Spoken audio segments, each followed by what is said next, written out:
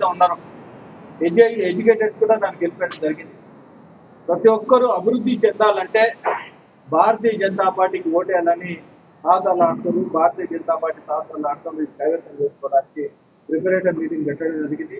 అదేవిధంగా కొన్ని ఓట్ల పరంగా ఏవైతే ఉన్నాయో చాలా అవకతవకలు ఉన్నాయి. అవన్నీ కూడా కలెక్టర్ గారికి అవసరమైతే స్టేట్ ఎలక్షన్ కమిటీకి కాంప్లైంట్ ఇవ్వడానికి రేపు ఎట్టి పరిస్థితుల్లో జిల్లా ఆధ్వర్యంలో జిల్లా అధ్యక్షుల ఆధ్వర్యంలో కలెక్టర్ గారికి కూడా ఒకటి రిప్రజెంటేషన్ ఇవ్వడం జరుగుతుంది. ఏ విధంగా అయితే భారతీయ జనతా పార్టీ పటిష్టంగా పట్టుదలతోని ముందుకు పోతా ఉన్నది 7 మున్సిపాలిటీని గెలుచుకోవడానికి ఎజెండాగానే ఈరోజు మీటింగ్ జరిగింది. ఈ మీటింగ్తోనే ఎట్టి పరిస్థితులు గెలుస్తామని బాగా నమ్మకంతో ముందుకు పోతాం. పటంచేరు కాన్స్టిట్యూన్సీలో ఉన్న 5 మున్సిపాలిటీలు మరియు సంగారెడ్డి కాన్స్టిట్యూన్సీలో ఉన్న 2 మున్సిపాలిటీలు అందరూ మున్సిపాలిటీలో ఉన్న గతంలో పోటీ చేసిన వాళ్ళు మరియు కమిటీ మెంబర్స్ అందరినీ ఈరోజు మీటింగ్ పెట్టడం జరిగింది.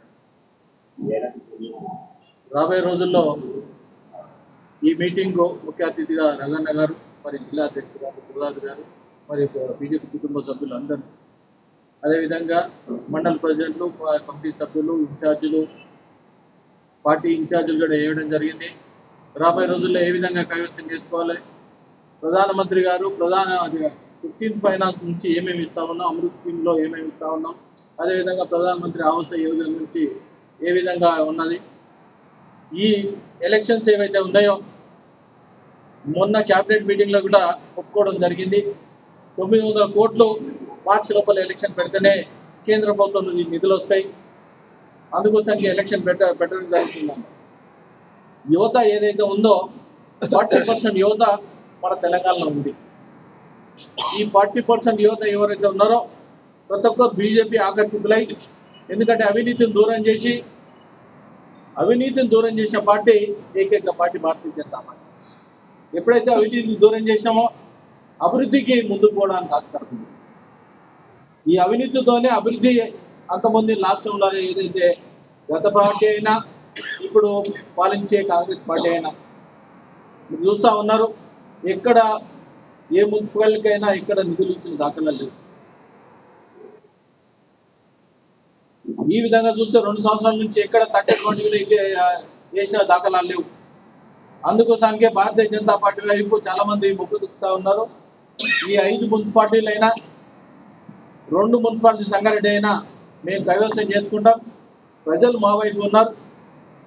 మొన్న కూడా మేము సర్పంచ్ ఎలక్షన్లో వార్డు మెంబర్లు అయితే కొన్ని వేల మంది గెలవడం జరిగింది. మొన్న సర్పంచ్ ఎలక్షన్స్ ఏవైతే జరిగినాయో తెలంగాణ రాష్ట్రంలో, మరి ఈరోజు కాంగ్రెస్ పార్టీ అధికంగా మేము గెలిచినామని కానీ బీఆర్ఎస్ పార్టీ సెకండ్లో మేమున్నామని కానీ అనుకుంటే అది తప్పు అని చెప్పి మేము చెప్తున్నాము. ఎందుకంటే ఈరోజు అధికారంలో ఉన్న పార్టీ గతంలో 80% ఉంటే ఇప్పుడు 60%కు పడిపోయింది. అంటే తెలంగాణ రాష్ట్రాన్ని అధికార పార్టీని ప్రజలు నమ్మలేదు అనే దానికి నిదర్శనం అది. మరి ఈరోజు తెలంగాణ రాష్ట్రంలో భారతీయ జనతా పార్టీ ఒక 150 మంది సర్పంచులు ఉన్నటువంటి పార్టీ ఈరోజు 1000 మంది సర్పంచులను గెలుచుకొని ఈరోజు గ్రామాలలో కూడా సర్పంచులను మరి భారతీయ జనతా పార్టీ కైవసం చేసుకుందంటే ఈరోజు తెలంగాణ రాష్ట్రంలో భారతీయ జనతా పార్టీ బలపడుతుంది అనడానికి నిదర్శనం గ్రామ సర్పంచుల కాడికెళ్ళే మొదలైందని చెప్పి ఈ సందర్భంగా తెలియజేస్తూ, మరి ఈ గ్రామ సర్పంచులే కాదు రాబోయే రోజులలో కౌన్సిలర్లు, మున్సిపల్ చైర్మన్లు, జిహెచ్ఎంసీలో కార్పొరేటర్లను అన్నిటిని కూడా కైవసం చేసుకొని రాబోయే రోజులలో తెలంగాణ రాష్ట్రంలో అధికారంలోకి వస్తున్నామని చెప్పి ఈ సందర్భంగా తెలియజేస్తా ఉన్నాను. మరి ఈ ప్రెస్ మీట్లో ఉన్నటువంటి పెద్దలు ఎంపీ రఘునందన్ అన్న గారు, అదేవిధంగా ఎమ్మెల్సీ అంజిరెడ్డి గారు ఉన్నారు. మరి ముందుగా ఎమ్మెల్సీ అంజిరెడ్డి గారిని మాట్లాడవలసిందిగా కోరుతున్నాను. గత 2 రోజులుగా రాష్ట్ర శాసనసభలో జరుగుతున్నటువంటి చర్చను మనం గమనంలోకి తీసుకున్నట్టయితే 10 సంవత్సరాల్లో టీఆర్ఎస్ పార్టీ అధికారంలో ఉన్నటువంటి 10 సంవత్సరాల్లో కృష్ణా నదీ జలాల విషయం లోపల అప్పటి ముఖ్యమంత్రి చంద్రశేఖరరావు గారు ఢిల్లీకి వచ్చి సంతకం పెట్టినటువంటి పేపర్లు, తెలంగాణకి ఎన్ని టీఎంసీలు అయితే సరిపోతాయని ఆ రోజు తెలంగాణ ఉద్యమకారుడిగా అంగీకరించిండో ఈ విషయాలు చాలా స్పష్టంగా ప్రజల ముందు ఉంచడం జరిగింది. కాంగ్రెస్ పార్టీని టీఆర్ఎస్ తిట్టడం, టీఆర్ఎస్ని కాంగ్రెస్ తిట్టడం తప్ప నిజంగా పాలమూరు పట్టణానికి లేదా పాలమూరు జిల్లాకి, వలసల జిల్లా అని పేరు పడినటువంటి పాలమూరుకి న్యాయం చేయడం లోపల 10 ఏళ్ళు అధికారంలో ఉన్నటువంటి టీఆర్ఎస్ పార్టీ కానీ, 2 సంవత్సరాలుగా పాలమూరు బిడ్డ ముఖ్యమంత్రి అయితే మా జిల్లా స్థితిగతులు మారుతాయని ఆశపడిన కాంగ్రెస్ నాయకత్వంలో పాలమూరు పరిస్థితులు కానీ ఏమీ మారలేదు. 10 సంవత్సరాల్లో వాళ్ళు చేసినటువంటి నష్టం ఎంత ఉందో 2 సంవత్సరాల్లో ఇప్పటి ముఖ్యమంత్రి రేవంత్ రెడ్డి కూడా పాలమూరు జిల్లాకు అంతే నష్టం చేస్తూ ఉన్నారు. వీళ్ళకి విజన్ లేదు.